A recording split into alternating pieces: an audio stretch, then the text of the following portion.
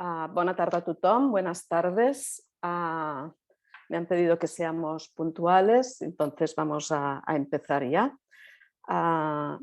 Primero, yo soy Teresa Bastarde, soy jefa de colecciones del Museo del Diseño y hoy os voy a acompañar en esta sesión donde vamos a presentar la butaca Antoni de Moragas, diseñada en 1954. Es una pieza que forma parte de la colección del museo. Es una pieza única que nació con vocación de no serlo, como iremos viendo en la presentación. La sesión, para las personas que no sepan cómo funciona, yo ahora haré la presentación de las personas que me acompañan esta tarde. A continuación vamos a proyectar un vídeo que hemos grabado en el museo de la mano de María de Moragas, que es la primera persona, de María Pauner, que es la primera persona que voy a presentar. Después los distintos participantes podrán hacer sus aportaciones y finalmente se abrirá un turno de palabras si es que alguien quiere intervenir o preguntar alguna cosa, y también que sepáis que a través del chat del Zoom podéis formular vuestras preguntas que podré trasladar a lo largo de la sesión. Pues voy a empezar presentando a María Pauner. Casi me atrevo a decir que nadie como ella conoce la pieza de la cual vamos a hablar hoy. María es arquitecta y es nieta de Antoni de Moragas. Si bien no llegó a conocer a su abuelo, así que conoció la casa donde él vivió y donde siguió viviendo después de su fallecimiento a su abuela, la esposa de Antoni de Moragas. Los muebles que nos mostrará María en el vídeo, y especialmente la pieza a la cual nos vamos a dedicar hoy, formaban parte del amueblamiento de la casa familiar, así que María convivió con estos muebles a lo largo de su vida, quizás sin darle ninguna importancia, pero finalmente, pues por su propia profesión y porque tuvo la oportunidad de consultar el archivo de Antoni de Moragas que había conservado la familia, pues se ha dedicado a estudiar estos muebles. Después os presento a Pep Paret. Pep Paret es restaurador, és el jefe del Departamento de Madera i Pintura del Centre de Restauració de Béns Mobles de Catalunya, buen colaborador del museo, con quien hemos llevado a cabo varios proyectos de conservación y donde se han restaurado varias piezas del museo, y precisamente en este centro se ha llevado a cabo la última intervención, que no ha sido la única, intervención sobre este mueble de la mano de Jesús Zormoza, que está con Pep. Buenas tardes, Jesús. Ellos nos hablarán del proceso de restauración, más de los materiales y de esta pieza. Y a continuación os presento a Oriol Pibernat. Oriol es diseñador y historiador del diseño, profesor de la Escola Eina. Ha publicado varios libros y artículos sobre diseño, ha comisariado varias exposiciones también sobre el tema y recientemente ha comisariado la exposición sobre diseño de producto del Museo del Diseño, que se puede visitar actualmente, llamada Objetos Comunes, Historias Locales y Relatos Globales. En esta exposición es donde se encuentra, como veréis en el vídeo, la pieza que vamos a comentar hoy. Y después él también nos hará un poco de contexto social y nos hablará de otros temas alrededor de la vivienda. A todos ellos muchísimas gracias y yo casi que daría paso al vídeo. Espero que ya todas las personas inscritas estén conectadas. Sabéis que esta sesión se graba y después se puede volver a ver, se puede volver a visionar el vídeo y se puede volver a seguir la sesión. Cuando quieras, Silvia, puedes conectarnos el vídeo.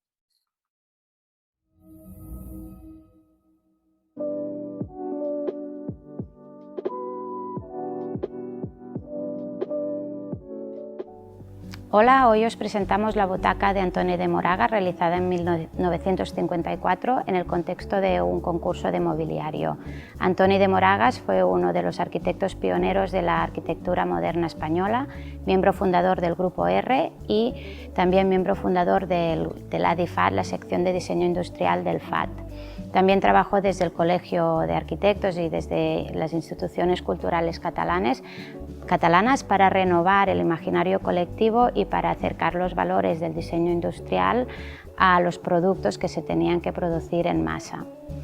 Este prototipo que os mostramos hoy no solo es un prototipo, sino que además es lo que, según Antoni de Moragas, debería ser el futuro del diseño industrial en España y cómo debía la industria del producto abordar los años que tenían que venir por delante. Como hemos comentado, esta pieza se concebió en el contexto de un concurso de mobiliario convocado por el Instituto Nacional de la Vivienda Española y el propio FAT.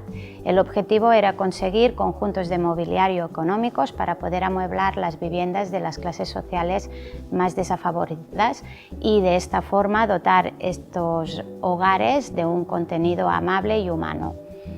El conjunto, la propuesta de Antoni de Moragas era bastante sugerente. Su gran dilema era cómo humanizar la estandarización de la producción de mobiliario, uno de los dilemas que había en ese momento en España. Él propuso un sistema de 49 piezas combinables entre sí. Las 49 piezas eran estandarizables, de forma que el cliente, el futuro usuario pudiera combinarlas entre sí. En esta exposición se puede ver un poco esta muestra. Tenemos la butaca que os vamos a explicar en detalle y esta silla que forma parte del mismo conjunto de mobiliario. En la foto se aprecia cómo combinando los asientos y los respaldos puedes conseguir distintas combinaciones. También podrías escoger los materiales, los colores y las formas. Aquí hay solamente una pequeña muestra. Esto tiene como objetivo que cada usuario se mueble su casa a su manera, pero también dar posibilidades económicas, porque según la opción que escojas, el coste también varía. El concurso se desarrolló en dos etapas. Una primera etapa donde los participantes tenían que entregar los planos y los dibujos de la propuesta de toda la vivienda. Consistía en una vivienda de 5 o 6 habitantes, que es lo que se estimaba que era la familia estándar española de clase media-baja. En esta primera fase se pedían los planos y un prototipo de una de las piezas, la silla, que sería esta de aquí, que Antoni de Moragas ya mostró pues, las intenciones de su propuesta. El concurso fue tan bien que entonces se decidió galardonar a unos cuantos de los participantes, 6 participantes en la categoría de vivienda de ciudad y 2 en la categoría de vivienda rural. A ellos les pidieron que producieran el conjunto, el mobiliario de una de las habitaciones. Así Antoni de Moragas produjo los elementos que conformaban el dormitorio infantil. Este dormitorio se expuso, tanto el dormitorio de Antoni de Moragas como el de los otros concursantes, en la cúpula del Coliseo con el objetivo de mostrarlo a la población y también de poder facilitar unas primeras ventas de estos productos. La habitación de Antoni de Moragas que se produjo consta de 2 armarios, 2 camas, 2 sillas, las que podemos observar en esta fotografía, ya muestra las posibilidades del conjunto, 2 butacas, esta que tenemos aquí y otra con 4 patas, que tiene una estructura más simple, y después otro tipo de mobiliario como un escritorio tocador, una mesita de noche, los cuadros, los marcos de los cuadros y unas pequeñas estanterías. Vale, y a lo que corresponde esta pieza está conformada por distintos elementos. Hay una estructura metálica continua realizada con una varilla de hierro maciza de 12 milímetros de diámetro. Esta varilla se va doblando y dibuja todo el esqueleto de la silla haciendo unas curvas de más o menos diámetro según el tramo que recorre. Como podéis ver, es una estructura continua, pero necesita un par de trabas aquí en la zona del asiento que van soldadas para evitar que la estructura se abre hacia los laterales y también sirven de apoyo para este asiento. Esta estructura sería de todos los elementos que Antoni de Moragas propone como elementos normalizados, que son respaldos, asientos, apoyabrazos, de toda la colección. Hay una serie de piezas que se tienen que conformar de forma manual, que salen de la estandarización. La estructura metálica corresponde a estos elementos. En cuanto al asiento, está conformado con 3 materiales nuevos en el mercado en aquel momento. Uno es el conglomerado de Novopan, es un conglomerado de madera que sirve de base de todo el asiento. Después hay un acabado en Sky de este color rojo burdeos que, como hemos comentado, podría variar el color, y dentro hay goma espuma. Todos estos elementos, pues según el gusto del consumidor, se pueden cambiar. Podría ser tapicería, tejido, lo que el consumidor quisiera. Va fijado a la silla con una arandela metálica que no está ahora.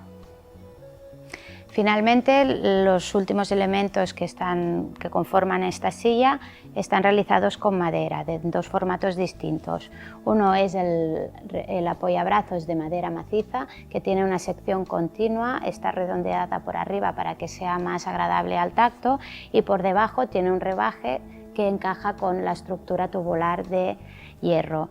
Y después ahí está el respaldo, que está conformado con, es una madera machembrada con este acabado de color por delante, está curvada térmicamente, y después por detrás queda la madera vista. Los 2 elementos van fijados a la estructura mediante una tornillería simple. Esta butaca, pensada para un salón o para un dormitorio para poder leer, es bastante confortable. Está pensada para poderla mover y desplazar de un sitio a sitio otro. Este elemento lo vemos en la silla también, pero debemos reconocer que tiene las virtudes y los defectos de un prototipo. Aquí hay una muestra de las intenciones de lo que tenía que ser el diseño de producto. En realidad esto es un pequeño mostruario de tablero contrachapado, de unos materiales para el asiento, la madera maciza, las posibilidades de la industria, pero también deja entrever algunos de los elementos o algunos de los puntos del producto que tienen que mejorar, como podría ser todo el sistema de fijación de tornillería, porque en estos puntos se deja entrever cómo el tornillo saca un poquito la cabeza, cómo la estructura es un poco demasiado pesada para moverla cómodamente. Y ahí lo que nos demuestra es que Antoni de Moragas no está haciendo una propuesta cerrada, sino una propuesta para hacer una reflexión profunda sobre cómo se tenía que producir, qué empresas eran capaces de ofrecer elementos para desarrollar un buen producto de cara a toda la sociedad y las clases, tanto las clases altas como las clases menos pudientes. La reflexión que Antoni de Moragas muestra en el conjunto propuesto para el concurso de mobiliario es una reflexión que no hizo solo. Parece bastante demostrable que tanto los miembros del Grupo R como Antoni de Moragas debatieron sobre las posibilidades de los materiales, y aparece la casualidad o no de que el mismo año, en el mismo mes, el Grupo R organizó la segunda exposición Industria y Arquitectura en Barcelona. En esta exposición se mostraron muchos materiales que después Antoni de Moragas utilizó para el conjunto de mobiliario. El Grupo R buscó y contactó con distintos industriales para saber cuáles eran los materiales que se podrían producir en serie y ayudarían a renovar toda la industria de producto en España en un contexto de posguerra. Tenemos constancia que este conjunto de mobiliario propuesto para el concurso convocado para el Instituto Nacional de la Vivienda y por el propio FAD no se produjo después, no tuvo recorrido, pero sí que es verdad que la silla evolucionó en distintas formas hasta llegar a esta que tenemos aquí también expuesta, que es un poco posterior y que se utilizó para amueblar los equipamientos y las viviendas de Antoni de Moragas, y también se ha visto en otros contextos. También cabe destacar que del conjunto de mobiliario Antoni de Moragas patentó algunas de las piezas, como puede ser la propia silla o el ranurado del armario, que es el acabado de madera que conforma esta pieza.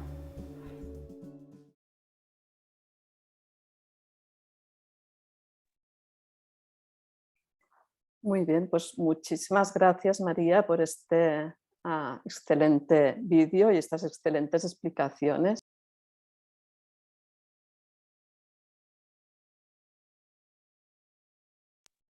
Perdón, estaba silenciada. Estaba diciendo que muchas gracias a María por las explicaciones en este vídeo. Creo que ha quedado muy bien definida la pieza y se ha mostrado muy bien todas sus partes. Bueno, antes de dar paso a las distintas personas que me acompañan, sí que quería comentar que esta butaca, que como habéis visto forma parte de la actual exposición del Museo del Diseño, ingresó en este museo el año 2014 gracias al ofrecimiento de la familia de Moragas Spa, herederos de Antoni de Moragas. Cuando nos llegó este ofrecimiento, como siempre nos disponíamos a hacer la valoración de las piezas que se ofrecían para el museo, pero aquí en este caso no hubo ninguna duda ni debate casi, pues porque bueno, como ella ha explicado, pues formaban parte de este conjunto de este concurso archiconocido, citado en todas las historias del diseño de nuestro país, de un diseñador conocido y reconocido también, o sea que no teníamos ninguna duda que esto tenía que pasar a formar parte de la colección del museo. Junto con la butaca entraron también de este concurso específicamente un par de sillas, una de las cuales habéis visto en la presentación del vídeo, de varilla de hierro con asiento y respaldo de tablex perforado, una en negro y la otra en verde, que es la que se ve en el vídeo, y también nos llegaron los dos armarios a los cuales María nos ha mostrado en una imagen. El resto de piezas pues, no están tan localizados o por el uso han acabado inexistentes.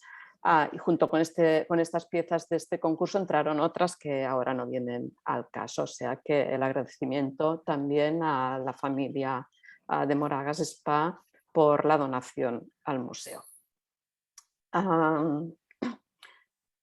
Ha quedado muy claro en el vídeo que realmente nadie como María conoce esta butaca.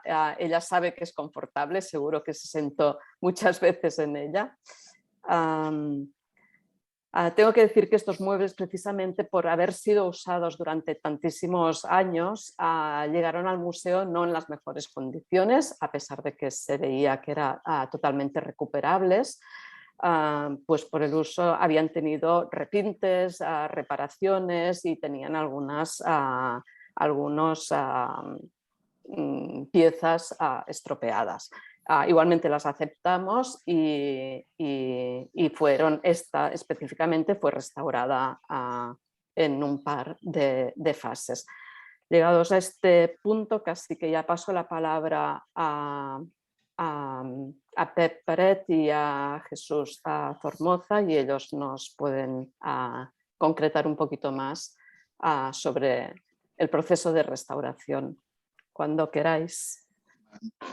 Buenas tardes, pasamos a compartir pantalla.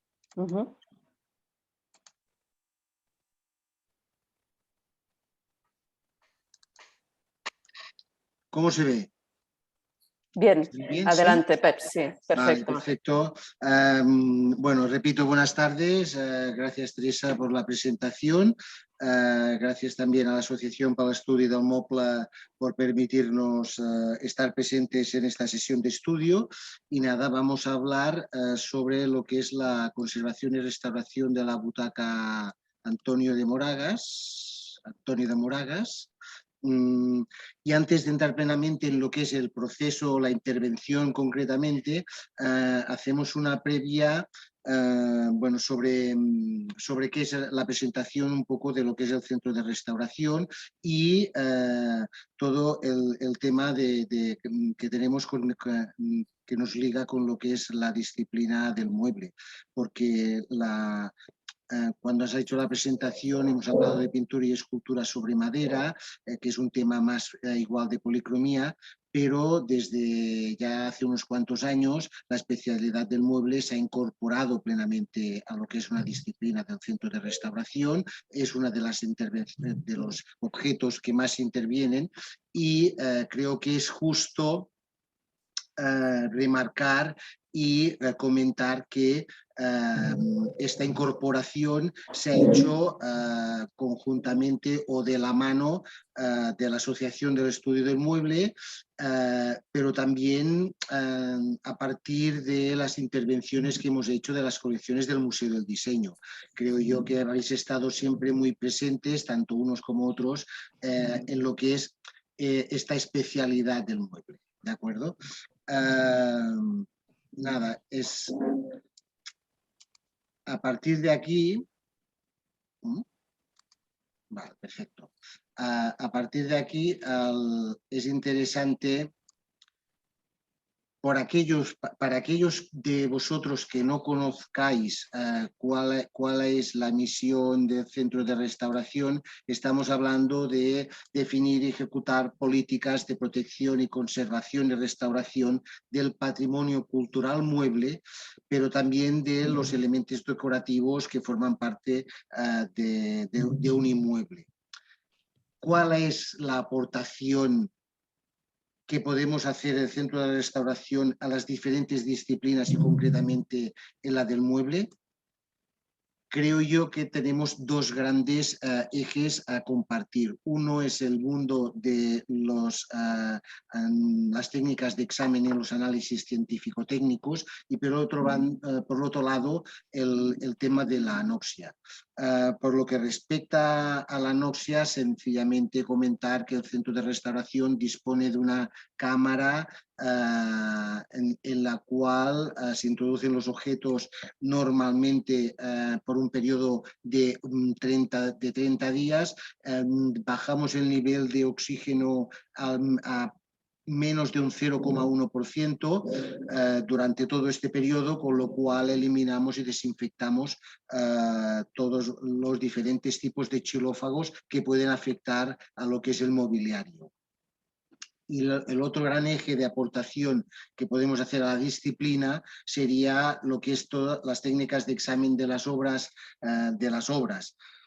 a partir de una documentación, a partir de diversos sistemas de iluminación aplicadas a la fotografía, pero también técnicas de examen a partir de técnicas fotográficas basadas en diferentes radiaciones como el ultravioleta y el infrarrojo.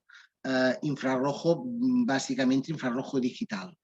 Que esto complementado con lo que sería la radiografía, el centro dispone de un espacio donde se puede realizar esta radiografía. Tiene una radióloga en plantilla, conservadora restauradora, con lo cual podemos completar todas estas técnicas de examen que nos ayudan a conocer materialmente cómo están formadas las piezas. Dicho estas técnicas de examen se complementan con lo que son las muestras que se pueden analizar en el laboratorio de análisis físico-químicos para determinar la naturaleza de los materiales constitutivos de lo que son las obras de arte, las piezas, etc. Todo este conocimiento científico-técnico va a ir soportado también por lo que es la visión, el estudio, el análisis visual del propio conservador restaurador y de toda la aportación que a nivel histórico nos aporta el museo y la Asociación de Estudio del Mueble. Dicho esto, que es un poco la aportación, paso la palabra a Jesús Zornoza, que es el conservador restaurador que ha intervenido directamente sobre la pieza y que va a explicar todo el proceso de restauración. Bueno, buenas tardes. Antes que nada, también agradecer al Museo del Diseño de Barcelona, al Centro de Restauración por la confianza depositada también para la restauración y a la Asociación de Estudio del Mopla por la difusión de estos trabajos. No voy a hacer la descripción formal porque ya ha hecho María de la pieza, pero sí que haré una descripción de las patologías en el momento de que la pieza entra en el museo en el 2014. Mis colegas hacen un estudio y valoración del estado de conservación. Es una evidencia que toda la varilla metálica, la estructura del soporte está pintada en un gris metalizado, que es como una pintura oxirón reciente. Ha perdido una gran parte de la tornillería original, los soportes que sujetan, los tornillos que sujetan la parte del respaldo, y que el asiento de Sky, que contiene una espuma una goma espuma, está totalmente podrida y erosionada. Hasta incluso tapan los agujeros del soporte para que no les vaya cayendo esta espuma podrida. En el museo en el 2014 se decide cambiar esta espuma por una nueva de conservación. Es una espuma de polietileno libre de ácido, que es un Etofuam, y se aprovecha para limpiar toda la estructura de la silla, como vemos en esta siguiente diapositiva, en el lado derecho, como hay una parte limpia y una parte sucia. Se aprovecha para hacer un estudio de las policromías de la pintura original. Entonces se hacen unas pequeñas catas sobre las partes ocultas de la silla, sobre todo de los reposabrazos y del asiento, pero se desestima en este momento la restauración debido a la dificultad del proceso y de la metodología del propio proceso, que es complicada. Entonces, un poco después de estos años, gracias al interés de Teresa Bastardas, la jefa de colecciones del museo, que deposita en el centro de restauración la posibilidad del estudio de nuevo de esta pieza y de las restauraciones. Cuando viene esta pieza en el 2021, a partir de aquí se nos solicita un poco estudiarla, analizarla, a ver si podemos entender qué pasa, cómo son las capas de policromía original, si es posible recuperar esta policromía, qué tanto por ciento queda, y si no hay suficiente policromía sería copiarla y reproducirla en un momento dado, ¿no? Hay dos planteamientos que no sabemos hacia dónde iremos hasta que tomamos las muestras y hacemos las primeras pruebas. Gracias un poco a lo que decía Pep Paret de las muestras, en el centro se hacen unas analíticas que nos ayudarán, o sea, a partir de una estratigrafía, una microscopía óptica y una espectrometría de infrarrojo, más una microscopía electrónica, a entender estas capas.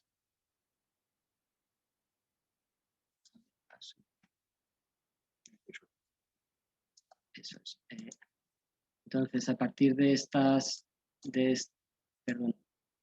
esta muestra que aquí vemos a la izquierda, con una muestra de 50 aumentos, ya veríamos toda esta pintura metalizada, ¿no? Con todo este grano. La parte del reverso ya prácticamente veríamos todas las capas que hay en esta silla, y en esta estratigrafía de 200 aumentos estaríamos viendo las últimas capas, serían las capas metalizadas, y las más inferiores serían esta perfecta capa de pintura amarilla, y vemos que es una capa perfectamente uniforme y bien, más o menos bien conservada. A partir de aquí, con la espectrometría de infrarrojo, tras el análisis, vemos que es una resina nitrocelulósica, y a partir del estudio de esta estratigrafía con microscopía SEM, veríamos que la última capa que entra en contacto es el metal, es el hierro.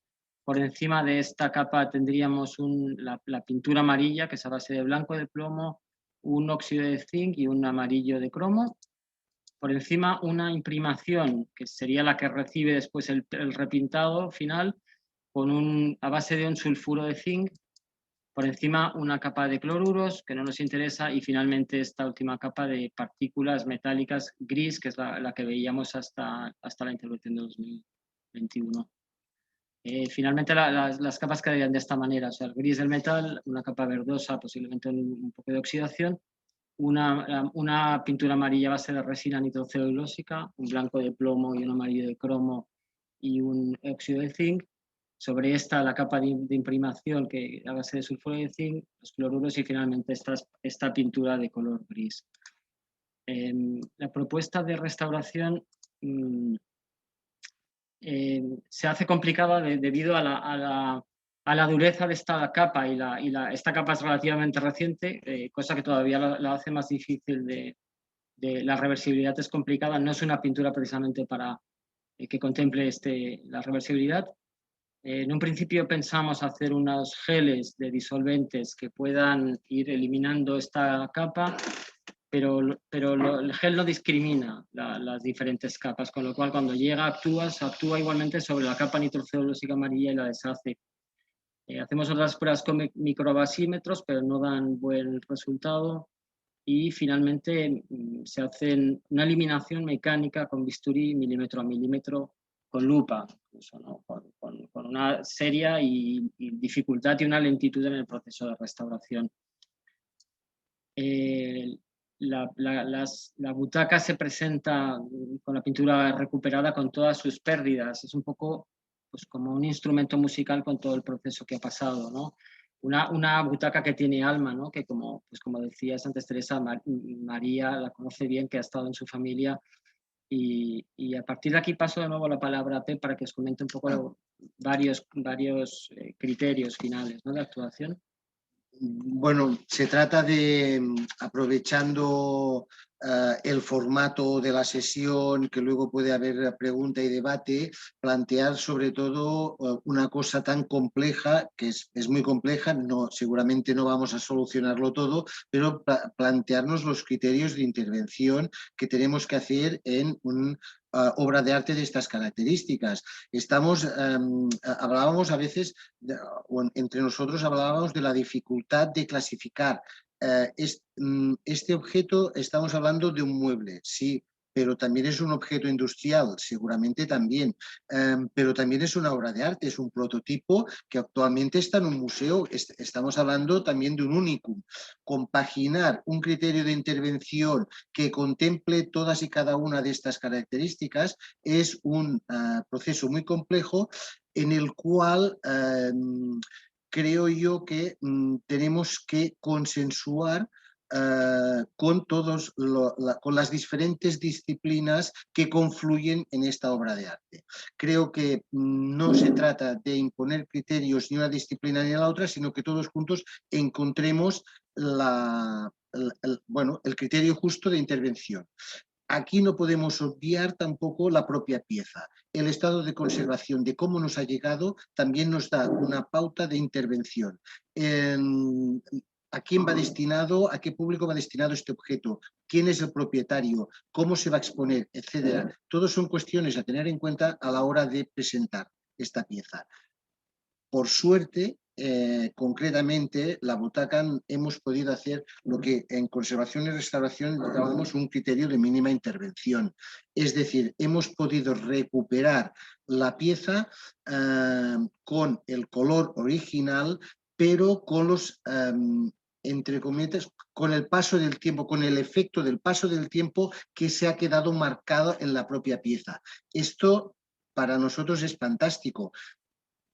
Pero hasta qué punto nosotros dudábamos de llegar a esto, que nos habíamos llegado a plantear de que si encontrábamos un resto de pintura original, podíamos intentar repintarla cogiendo el color original. Es decir, estamos delante de un objeto que ha quedado, a mi modesto modo de entender, fantástico, porque lo hemos recuperado y hemos mantenido la esencia viva de la pieza, pero por el otro, bueno, nos habíamos planteado repintarlo. Es para que veáis un poco la dificultad, ¿no? Y bueno, y es un debate abierto de decir, bueno, cómo estos, bueno, lo que decimos, ¿no? Es un objeto, es útil, es arte, es mobiliario, es industria, etcétera. La complejidad que representa intervenir una pieza de estas características. Nada más, aquí lo dejo como debate, como reflexión y ya está. Gracias por escucharnos. Pues muchas gracias, Pep, y muchas gracias a Jesús y felicidades por el trabajo, que ahora que nos lo has explicado en detalle, Jesús, pues vemos que milímetro a milímetro has retirado una capa superpuesta a la original. Tengo que decir, desde el museo estamos contentísimas de que la pieza se pueda mostrar así. Estaréis conmigo que no tiene nada que ver la pieza con la estructura amarilla que la pieza con la estructura gris. Lo único que teníamos eran unas fotos en blanco y negro que ya intuíamos que no era aquella pintura gris oscura, pero no sabíamos cómo era originalmente. Pensábamos igual que era blanca. No sabíamos. La sorpresa fue cuando descubrimos debajo del gris, al desmontarla, estos tonos amarillos. Y la otra sorpresa fue descubrir que podíamos recuperar hasta el punto que la veis ahora, toda la pintura original. O sea que muy felices, y yo creo que a pesar de que se ve una silla usada realmente, pues el debate está ahí. También nos lo planteábamos si teníamos que repintar. Si hubiese salido más del 50% gris, seguramente hubiésemos tomado la decisión de repintarla entera, pero como salió más del 50% y ya se entiende la pieza, así decidimos por el momento dejarla. Bueno, pues ya doy paso a Oriol Pibernat, que nos hace un poco de contexto social y otras cosas. Cuando quieras, Oriol. Pep, igual tienes que dejar de presentar ahora. Ya está, ¿eh? Perfecto. Sí, gracias. Vale, de nada.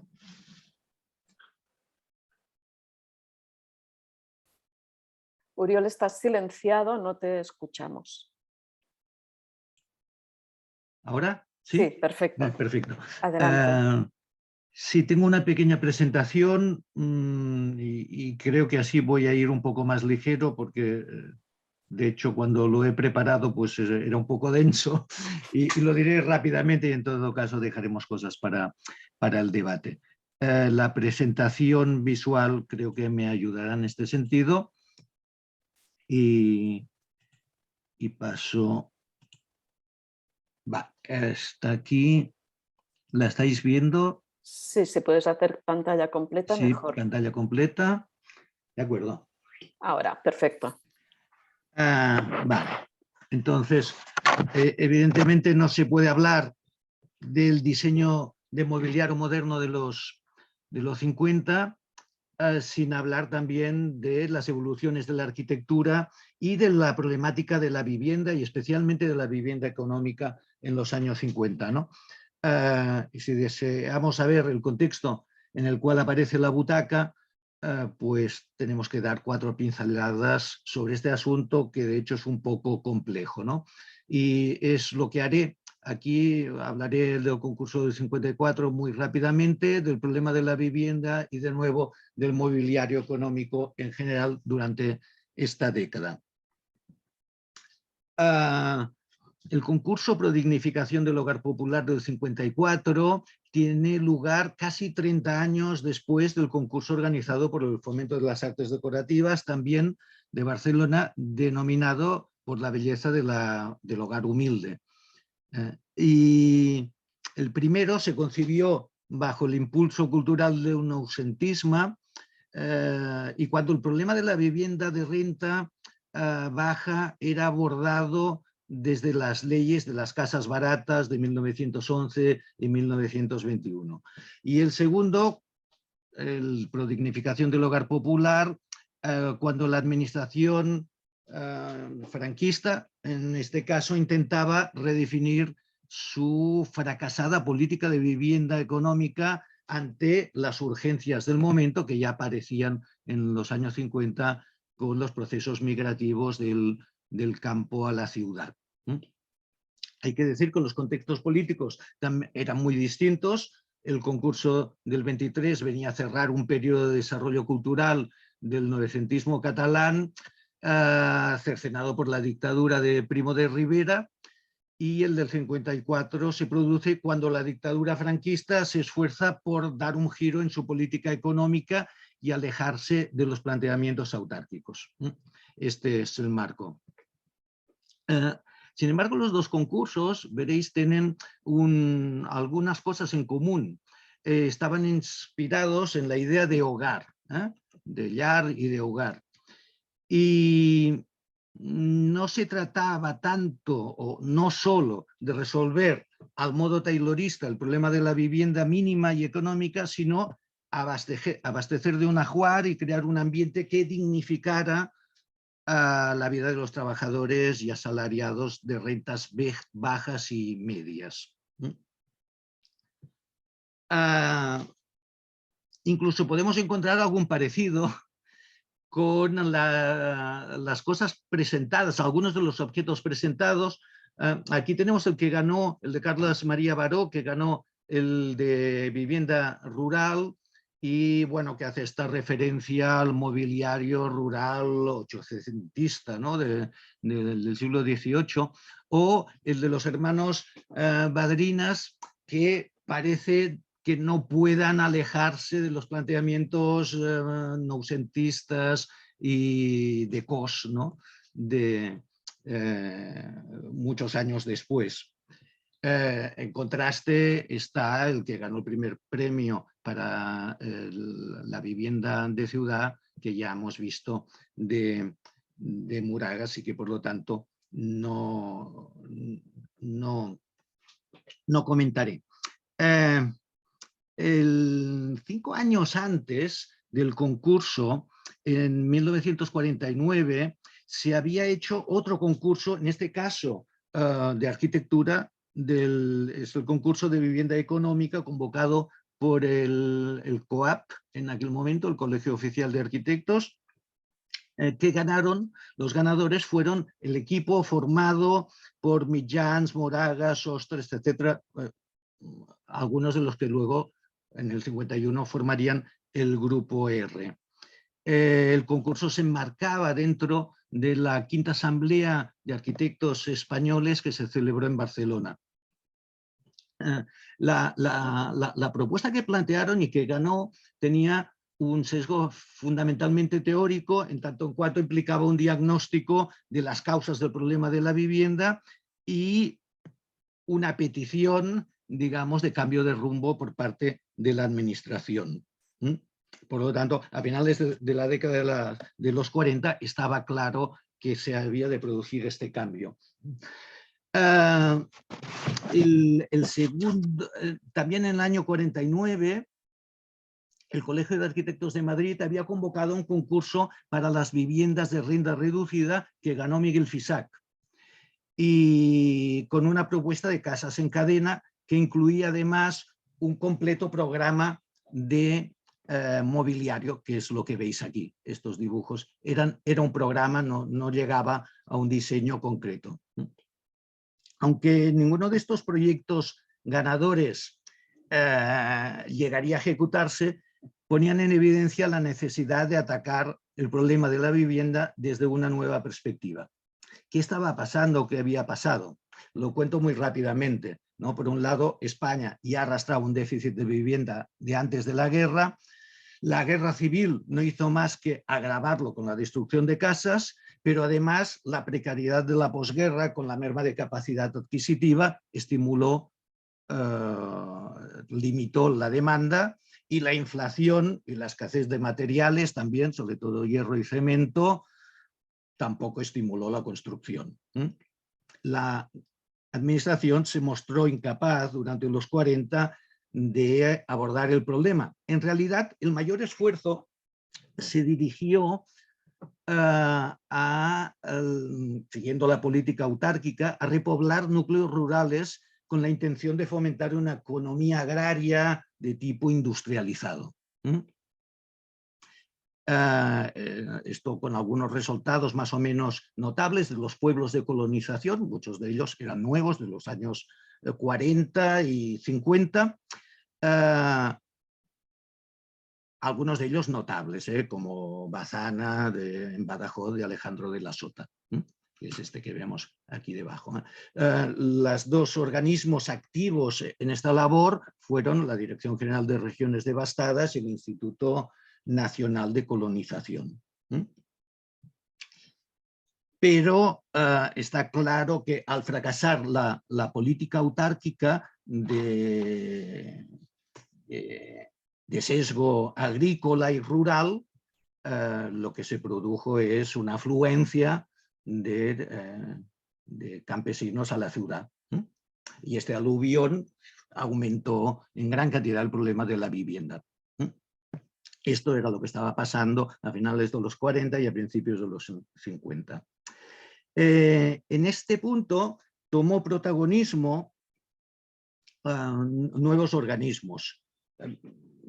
Básicamente el Instituto Nacional de la Vivienda, que es este que veis aquí, con estas placas que todos hemos visto y que ahora se están retirando o se han retirado recientemente, y la obra sindical del hogar.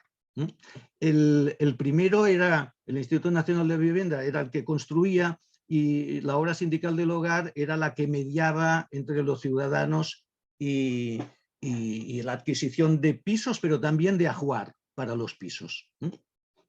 Vale, estos organismos se habían creado en el 39, pero habían estado prácticamente inactivos. Y ahora, a principios de los 50, era cuando realmente se activaban.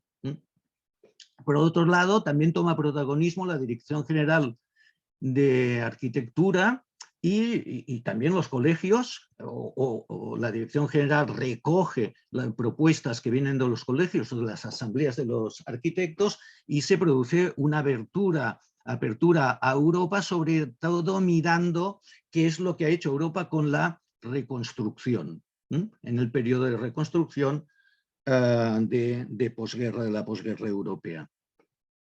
Bien, y aquí volvemos al mobiliario. El mobiliario era el elemento imprescindible para crear estos hogares, y en la década de los 50 se hace evidente que el déficit de hogar afecta no solo a los recién llegados del campo que se alojan en improvisadas chabolas, sino también al amplio sector de empleados con rentas bajas de las clases medias más humildes. Y de hecho es a estos últimos a los que se dirige en muchas ocasiones algunos de los concursos de mobiliario que se dan en esta época. Bueno, concursos de mobiliario de los cuales saldrá una buena parte de la modernidad española en el ámbito del diseño. No es precisamente este el caso. Esto es el ajuar que proponía y que vendía en un pack la sección femenina de Falange, y bueno, en estos modelos de tipo aún rural o tradicional. Pero hay casos, sobre todo cuando se pasa a esta política que ya no es de nuevos poblados, sino de bloques de casas y de pisos, con lo que suele llamarse pues, poblaciones, nuevos barrios poblados, que como en el caso de Moragas, este del 56, que corresponde a Fernando Ramón Moliné, el hijo de la filóloga, la lexicógrafa María Moliné, del diccionario, bien conocida por el diccionario, cuando aún era estudiante de arquitectura, se basa bastante en los mismos conceptos que había utilizado Moragas. El principio es el mismo, utilizar muebles de estructura metálica, de hierro redondo calibrado, formas en continuidad para solucionar la estructura con el mínimo de soldaduras, y tableros de novopan, de madera y fibras vegetales también utilizaba en este caso. Este es un caso notable que sale precisamente de estos poblados de absorción que se hacen en aquel momento. Y otro ejemplo que quería poner, que también me parece interesante, es este de Rafael de la Hoz, cuando se le encarga para un poblado de agregación de Córdoba, la obra sindical del hogar, en este caso, 50 viviendas sociales. De nuevo se busca estos no son muebles que se llegaran a realizar, pero en estas planimetrías y en estos dibujos se ve también esta intención de buscar la economía y la simplicidad mediante el acero redondo calibrado y la madera. Bien. A lo largo de estos años se van a convocar distintos concursos por parte de la obra sindical y por parte del Instituto Nacional de la Vivienda. Para hacer una prospección de ellos, lo mejor es guiarse por esta revista Hogar y Arquitectura, que se editaba en Madrid, la obra sindical del hogar a partir de 1955, y a partir del 57 además tiene el agregado de que como redactor está Carlos Flores, como cabeza, un prestigioso crítico de arquitectura. Bien. Una de las iniciativas que se recogen en la revista y que tampoco tuvo gran recorrido son estos muebles, un catálogo de muebles tipo INV, que corresponde a las iniciales del Instituto Nacional de la Vivienda. De hecho, es un catálogo pues, con estos esquemas para la construcción, digamos, para normalizar y estandarizar este tipo de mobiliario. Bien, tampoco hay que olvidar, más allá de la vivienda de carácter social económico, otro tipo de iniciativas que también, digamos que son iniciativas que en muchos casos no dependen directamente tanto de la administración y que también se dirigen a no tanto al mobiliario de vivienda social como al mobiliario de clases medias, ¿no? Un camino que se mostrará especialmente fructífero para el desarrollo de la red de suministros y del diseño, del nuevo diseño, y más selectivo para un sector de consumidores receptivos a la modernidad, por así decirlo, ¿no? Como es el caso de los salones del hogar moderno, ¿no? Y bien, casi para terminar, o de hecho para terminar este ciclo de concursos, que no tengo tiempo de detallar, se cerraría en el año 61 con estos dos acontecimientos en Madrid y Barcelona. Una es en Madrid la primera exposición de EXCO, exposición permanente Información de la Construcción, que aparece como organismo autónomo, impulsado sobre todo por Carlos de Miguel, de la Dirección General de Arquitectura, adscrita al nuevo Ministerio de la Vivienda, digo nuevo porque es a partir de 1957, que convoca y presenta un concurso de mobiliario para la vivienda económica que ganará un también jovencísimo José Rafael Moneo. Vale. Y en el caso de Barcelona, pues el primer salón, el primer y único, por cierto, primer salón del hogar y la decoración, también en el año 61, en el marco del cual se presentará la exposición de los primeros de la primera edición de los premios Delta, que había instituido el ADI poco antes, capitaneado precisamente por Antonio de Moragas. Bien, y esto cerraría un poco esta rápida visión y a grandes pinceladas casi impresionistas de lo que es el contexto. La butaca del 54, desde este punto de vista, es como la pieza más señorial, dicho entre comillas, de todo el sistema que se presenta, y la más confortable, por decirlo así, y en este punto, y está en este punto intermedio que corresponde a un programa de vivienda económica, pero que también aspira a ser del gusto de las clases medias, asalariadas. Y bueno, hasta aquí sería la presentación. Pues muchísimas gracias, Oriol. Creo que nos ha situado mucho en el momento precisamente de la creación de la pieza que estábamos comentando. Yo creo que no es que tengamos mucho tiempo, pero tenemos un poquito de tiempo antes de pasar a abrir micros. Igual María puede aportar algo más y volvemos a las piezas de Moragas.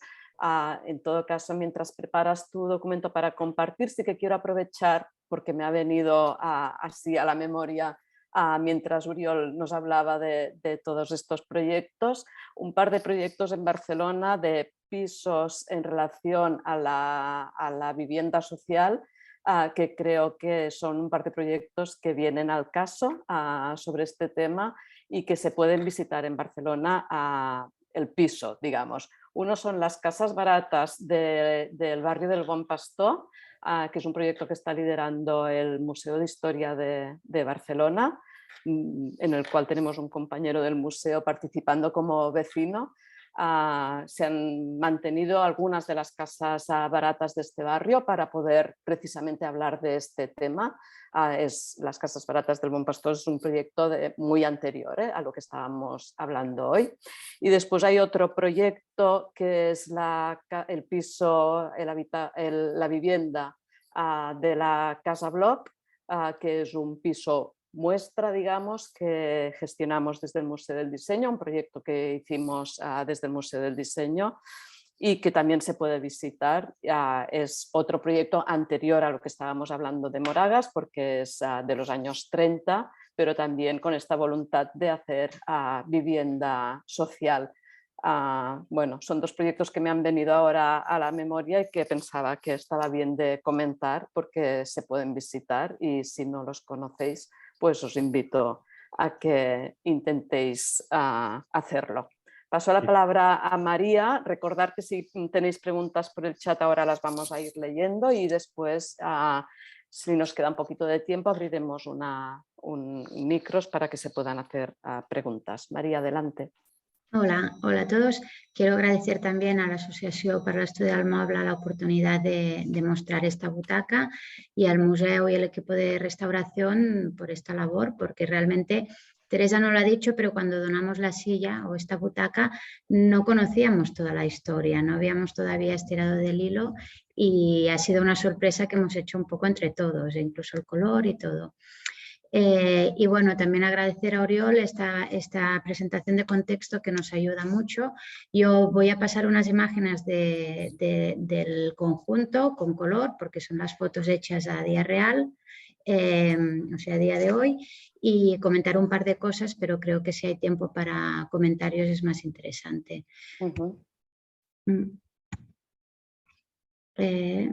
Si lo veis? puedes hacer, sí, Sí, si puedes hacerlo un poco ligero, María, porque así sí. Bueno, dejamos un poco de tiempo. básicamente, Vamos bien de tiempo, pero está bien ver estos materiales que tienes porque nos acaba de situar y nos vuelve otra vez al piso, a los muebles estos, a los prototipos que hizo Antoni de Moragas. Vale, viniendo de la explicación de Oriol, ya viene muy al tema. Este es el conjunto, visto en color con algunos de los detalles. Este sería el escritorio. Bueno, todo va en la misma línea. Este es el armario, que todos tienen este color más intenso. Siempre es agradecido ver fotos en color. El ranurado del armario es el que está patentado y que en realidad Antoni de Moragas hacía una prueba para después aplicarlo en la construcción. Lo encontramos en las plantas bajas, en los distribuidores de los edificios de vivienda que hace. La gracia de este ranurado es que se puede adaptar a formas curvas. Después hay la silla, que esta silla es como la silla, en realidad, así Oriol decía que la que hemos presentado es la butaca más señorial, esta es la más estándar y es la que tiene más opciones. Y encontramos también en su archivo pues unas plantillas de muestra, de prueba, con distintos asientos y distintos respaldos, lo cual nos da una idea de la intención de Antoni de Moragas. Esta sería la butaca simple, que ya vemos que es la misma que la otra, pero con una estructura más fácil de fabricar. Y finalmente tenemos la butaca que hemos comentado, todavía por restaurar, así la donamos. Y bueno, este sería el punto de partida. Después, otro de los temas que hemos descubierto es el que comentábamos de la exposición del Grupo R. Y aquí yo creo que es el punto más revelador, ¿no? Cómo cómo utilizaron este concurso a nombre de Antoni de Moragas, pero después detrás había todo el grupo R, porque el mismo mes que se organizó la exposición organizaron, previamente hicieron una investigación sobre todos los constructores y tenemos también en sus archivos un carpesano con el nombre de muchísimos constructores o productores de algunos materiales con sus datos y cómo iban todos los intercambios de información, si dejaban muestras de materiales o no. Por ejemplo, tenemos la industria Tablex que facilitó este asiento, pero que para la construcción podía servir como revestimiento, como falso techo. Después hay el renorado que ya hemos comentado, que lo producía un carpintero que trabajaba de forma habitual con Antoni de Moragas en sus promociones. Después, años más tarde, hay constancia de que trabajaron juntos y este ranurado siguió produciéndose. Y Antoni de Moragas aparece también como uno de los productores de material con la butaca Moragas, que no tenemos claro si es una o la otra o son las dos, ¿no? Y finalmente, para ver un poco el recorrido de estas sillas, que esta sería como lo que ha tenido más recorrido, después ha evolucionado en distintas formas. Esta es la silla Moragas, que también está en el museo. Después hubo esta versión que se realizó con Rafael Marquina y con Ferrocolor. Y después aparecen el recorrido de estas sillas que no se llegaron a vender ni a producir en serie, solo llega hasta alguna edición del Hogar Moderno que ha citado Oriol Pibernat. Igual que estas que veis aquí en pequeñito, que son como unos taburetes o silla infantil, que también aparecieron dentro de la colección, resulta un poco de lo que se hizo en el concurso. Y finalmente, como muestra y anécdota, lo que Antoni Moragas proponía con la silla simple o con las butacas ha pasado con la última versión, ¿no? Encontramos esta silla con tapicerías distintas, alguna imagen con metacrilato y encontramos también una fonda, un hostal en Oliana que conserva toda la sillería con las piezas de Moragas. Y hasta aquí mi aportación. Muchas gracias, María, porque está muy bien este material que nos has mostrado. Yo no sé si Silvia me va a ayudar, si hay alguien que quiere intervenir, alguna pregunta que hacer de las personas que nos están escuchando, o si lo voy a ver yo directamente. De momento, Teresa, en el chat diría que no hay ninguna... En el chat no, porque lo acabo de ver. Exacto, sí. Pero cada uno puede activarse el micro si alguien quiere participar. Bueno, ahora vemos una pregunta de David Bachiller, si la quieres leer, Teresa, tú misma. Vale, voy al chat.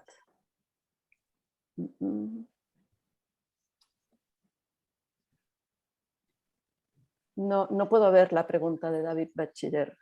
Sí, encuentras el chat en el icono de los tres puntitos. Sí, el chat lo tengo. Vale, pues un segundito, que si quieres lo hago yo misma. El último mensaje que veo es tuyo. Sí, perdona, me la he enviado a mí sola. Vale. En el documento carpesano con los productores industriales que hizo del Grupo R, ¿se conservan al centre de documentació? Lo tengo yo. Lo tengo aquí. Este archivo... yo estoy trabajando en él, entonces tengo cosas y bueno, lo tengo yo todavía. Tenemos a Paolo, quizá quiere hacer alguna pregunta. Sí, bueno, buenas tardes. Tengo que disculparme porque tenía otra reunión y entonces me he perdido una parte del vídeo original de María. La verdad que me sabe muy mal. Lo puedes recuperar después. Sí, ya me lo ha dicho Silvia. No, bueno, yo quería preguntar en primer lugar si la planta de la vivienda que luego se amuebla ¿corresponde a algún proyecto que estaban trabajando en el momento o es una planta teórica? Yo personalmente, yo siempre he entendido que es una planta teórica, que todos los concursantes tenían la misma planta. No sé si Oriol nos puede ayudar con esto. A ver, en el catálogo... Es difícil porque lo que hay en el centro de documentación sobre el concurso del 54 es el catálogo. Y el catálogo es de 3 años después. Se editó casi en el 57, 58. Y por lo tanto, claro, allí no hay planos de nada, solo hay fotografías y unos textos introductorios y de conclusión. Desconozco si... Yo creo que el concurso era básicamente de piezas de mobiliario, ¿no? Sí, lo que iba a decir es que el concurso se produjo porque funcionó muy bien el concurso. Es decir, la primera fase era amueblar una vivienda y era entregar unos planos. Yo entiendo que dieron la misma vivienda a todo el mundo porque también definían el tipo de familia, cuántos habitantes había y qué habitaciones se tenían que amueblar. Por eso me parecería muy raro que cada uno escogiera su vivienda. Vale. Bueno, y luego aprovechando que que Teresa ha también mencionado el tema de las viviendas del Buen Pastor, puesto que yo soy parte del comisariado de este proyecto, os digo que ojalá que estuviese ya terminado, pero la idea es que se abra a primeros de 2023, ¿vale? Estamos trabajando en ello, justamente ahora en todo el proceso bastante complejo, la verdad, de recuperación de elementos y restitución de la vivienda, porque en realidad las 4 casas que se van a conservar no serán, digamos, las casas obviamente originales, sino recuperamos la mayor parte de elementos y reconstruimos 4 situaciones diferentes a lo largo del tiempo, desde, digamos, 1929-30, que es el origen, hasta cuando las casas dejaron de ser habitadas. Y también aprovecho para invitaros el 7, ¿vale? 7 de abril, hay una jornada de presentación en la Biblioteca del Buen Pastor, justamente de todo el proyecto hasta donde ha llegado hasta ahora, y que por tanto quien está interesado a través del MUBA se puede inscribir, y entonces presentaremos toda la colección. Allí el enfoque es un enfoque también bastante diferente porque, como bueno, tuve ocasión también de explicar en otros momentos, me parece interesante plantear que en realidad hay por una parte la cultura del diseño de la cual estamos hablando ahora, por tanto proyectos de arquitectos. Yo a esta colección que Oriol ha mencionado añadiría seguramente el proyecto de Cañoroto también, ¿no? En Madrid, que es un proyecto emblemático en ese sentido, de Vázquez de Castro y Níquez de Onzoño.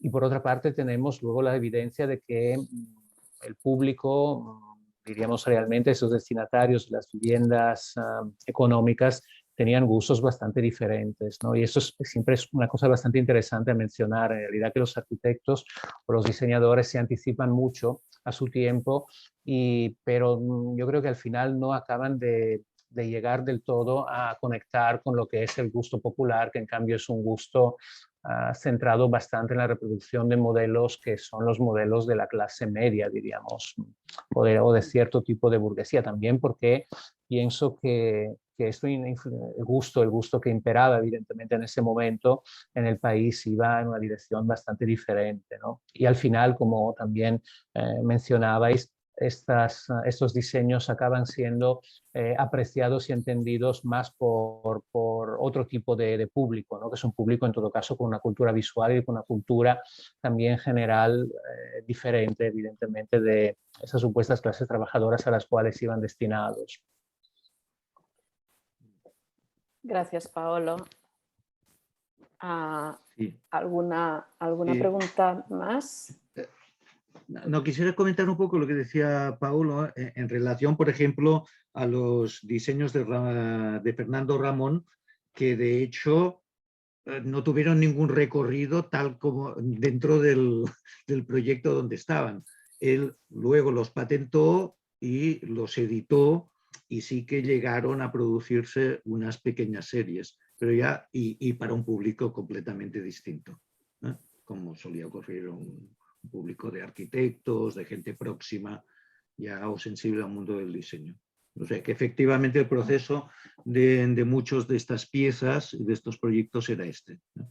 Que quedaran como especulaciones para la vivienda social, pero que no tuvieran su aplicación en este campo. Teresa, tengo una pregunta de Àngels Parés, os la leo. Sí. Comenta, quería preguntar si se conocen las fuentes de inspiración de Antoni de Moragas en los diseños de este mobiliario. El esquema de colores parece bastante curioso. María. Bueno, exactamente no te puedo responder una inspiración clarísima, pero Antoni de Moragas sí que se le reconoce también una labor importante para llevar a Cataluña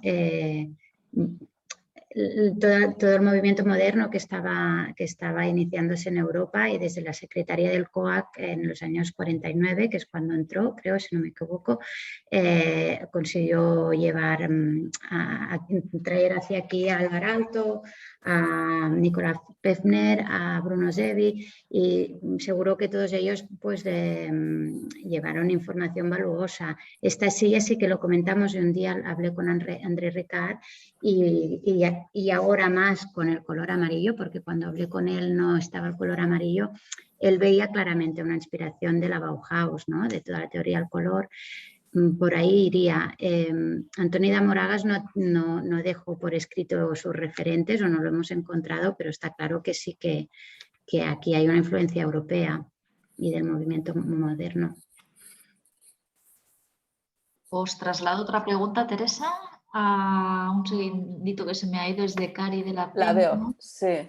Cari de la Peña nos pregunta, por las imágenes que ha puesto María, veo que la silla sí que se produjo, pero ¿la butaca se realizó solo como prototipo para el concurso? Sí, en el concurso habían unos folletos cuando hicieron la exposición donde los visitantes podían apuntar qué objetos o qué productos les interesaba. Esto con Teresa lo miramos, ¿no? en lo que está en el archivo, y no consta ninguna venta de los productos de Moragas. Entonces, estas piezas se fueron a casa de Antoni de Moragas, y las únicas, que es lo que he comentado, las que después han tenido un poco recorrido, fueron las sillas simples que se expusieron en el hogar hotel, bueno, en el Salón del Hogar Moderno, que después se convirtió en Hogar Hotel. Y claro, igual se produjeron 6 sillas más, porque en la exposición solo se expusieron 2, y en el Salón del Hogar Moderno había 8. O sea que es lo máximo que sabemos que se estiró la producción del conjunto inmobiliario. Sí, en la exposición del Club Coliseum sí que había la lista de precios, y tiendas de muebles o particulares podían hacer sus encargos. Allí había prototipos y alguien vendió.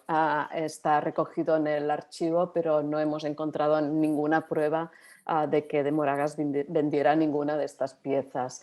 Por eso he empezado yo la presentación diciendo que era un asiento, que es una pieza única, pero que tenía la vocación de no serlo.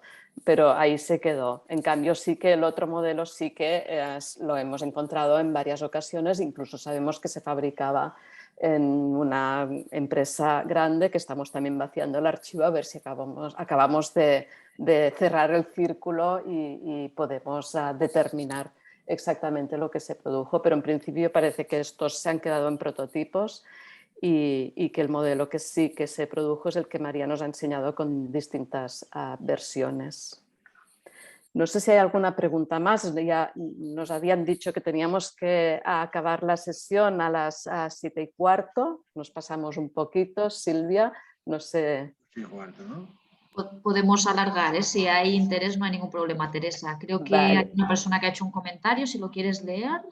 A ver si es que como estoy escuchando todas las explicaciones, me pierdo con las no te preocupes, preguntas. hago yo si quieres. Antes he leído algún comentario de felicitación a todos los participantes por la información dada y por el descubrimiento del color y de todos los temas que hemos ido exponiendo.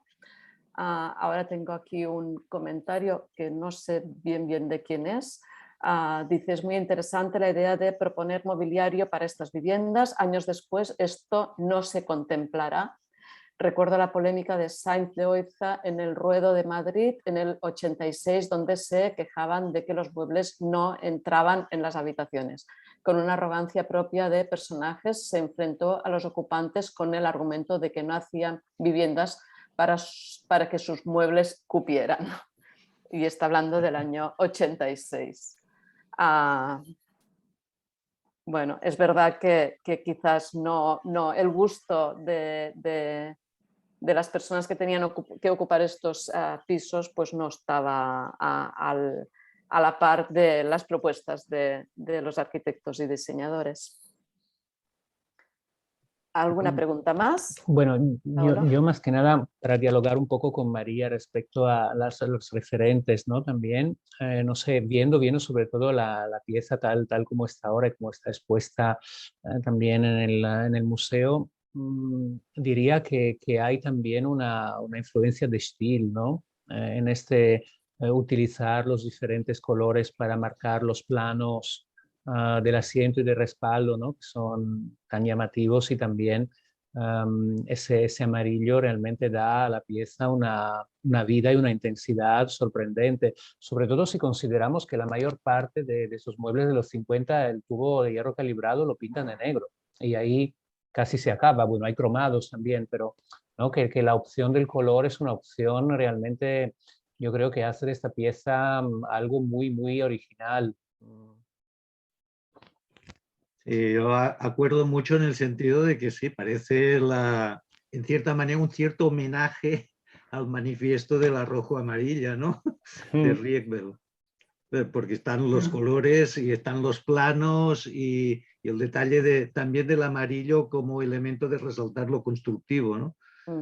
El aspecto constructivo en el caso de la madera y en el otro del hierro.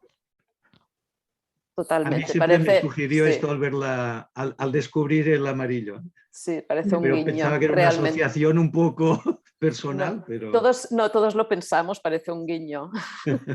Sí, lo que también comentábamos con Teresa, que es curioso porque los colores sí que son los colores de Rietveld, pero con cierto movimiento en el arco de color, ¿no? Porque el azul es un verde azulado, el rojo es un poco más tirando con un poco de marrón, ¿no? Es más granada, y el amarillo es un amarillo como muy brasileño, no sé cómo decirlo, pero es como si hubiera virado un poco todos los colores.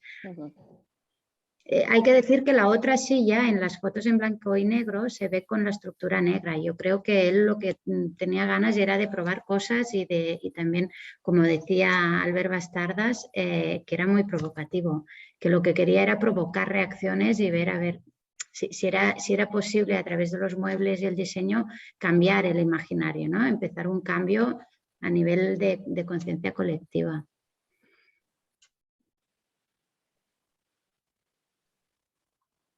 Muy bien, pues si no hay más preguntas. Sí, espera, que creo que hay otra en el chat.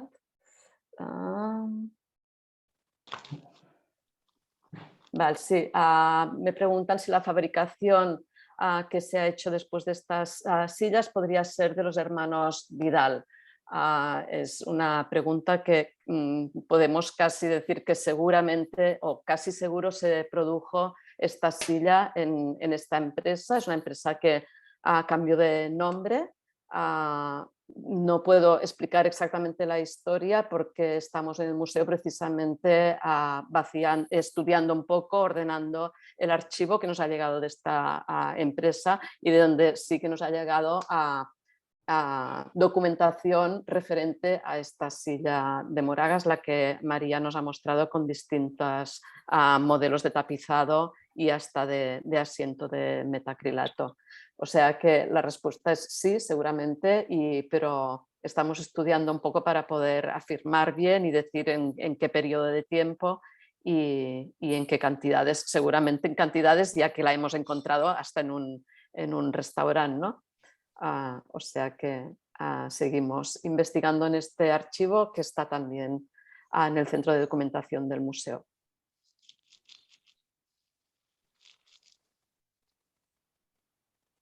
Alguien está contestando esto mismo que estoy contestando yo, de que aparecen distintos formatos en un catálogo de 1957 con todas las versiones de asiento.